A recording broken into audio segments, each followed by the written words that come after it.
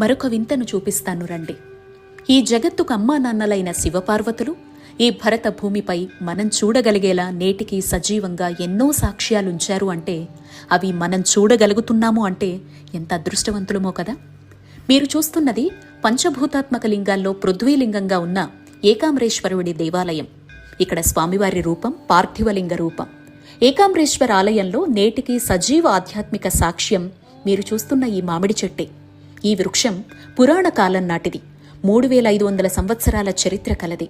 ఈ మామిడి చెట్టుకు 4 ప్రధాన కొమ్మలుండి విస్తరించబడి ఉంటుంది. ఈ 4 కొమ్మల నుంచి విచిత్రంగా ఏడాదంతా 4 రకాల రుచులు గల మామిడి పళ్ళు కాస్తాయి. అది కూడా ప్రతిరోజు.